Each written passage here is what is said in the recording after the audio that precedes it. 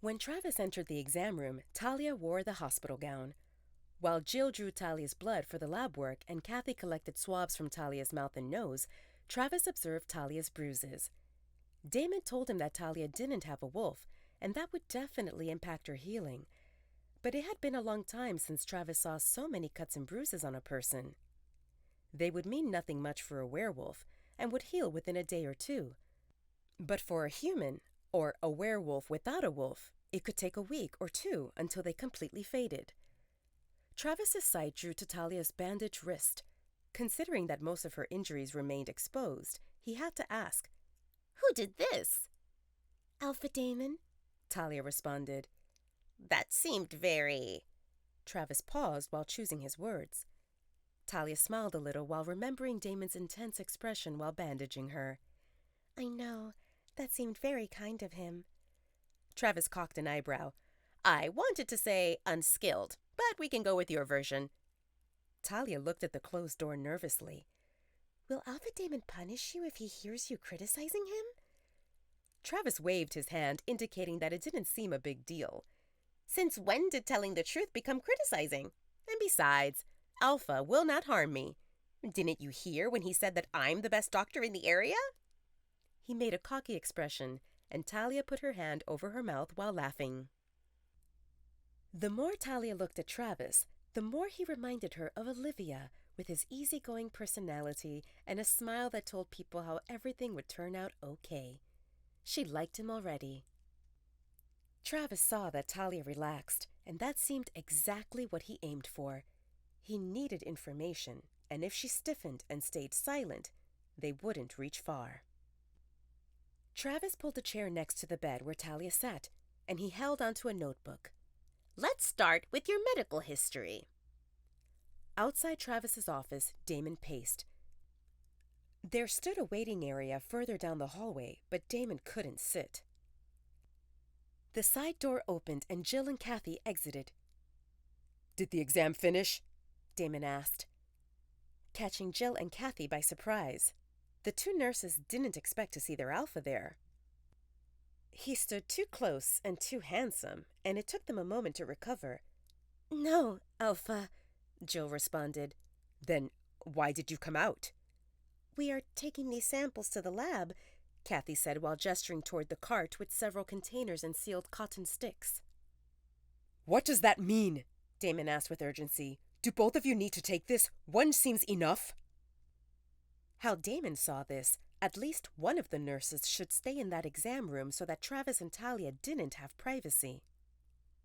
"I'm taking these to the lab, and Kathy will prepare a room in radiology so that we can take x-rays once Dr. Arst finishes discussing Miss Talia's medical history," Jill responded. "Why don't you find a seat in the waiting area, Alpha? This area belongs to medical workers and patients."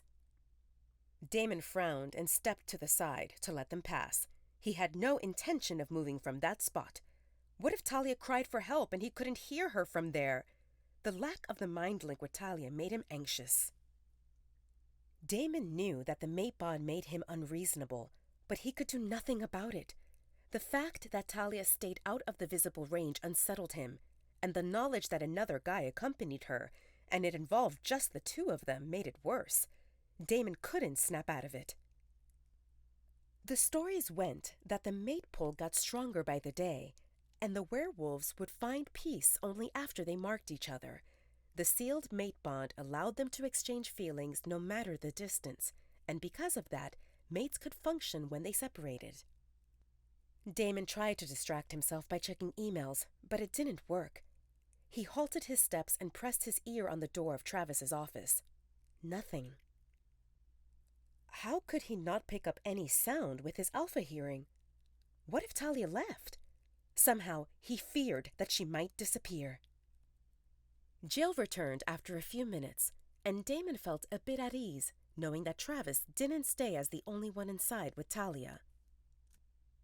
Damon alerted when the door opened and Jill pushed Talia out in the wheelchair. "What happened with your legs?" Damon asked Talia. "Nothing." "Why do you sit in a wheelchair?" Jill responded, "It's just the protocol, Alpha. I'm taking her to radiology so that we can take x-rays.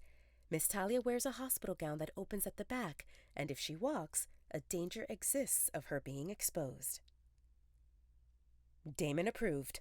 No one should see Talia exposed. Talia and Damon sat together with Travis to hear the results of her exam.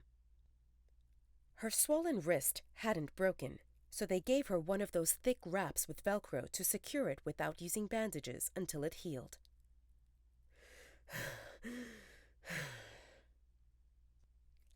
The injuries seem superficial, and I will prescribe you some ointments and painkillers.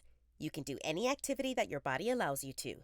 If you feel pain, stop, Travis said to Talia. The more concerning issues involves your underweight status, and your blood work shows several deficiencies. Travis didn't ask much about her eating habits because just from the blood work he could see that she ate unhealthily and not regularly. Does it seem serious? Damon asked. It doesn't need to be. Miss Talia will need to take vitamins, and I want her to meet with a nutritionist to discuss a healthy meal plan. We don't have a nutritionist here, so she will need to go to a human city. I will give you a referral. Travis said that until she met with a nutritionist, Talia should eat a variety of food. Healthy options, and at least 3 meals and 2 snacks. Talia's eyes widened at the thought of 3 meals and 2 snacks. She didn't remember if she ever ate so many times in a day.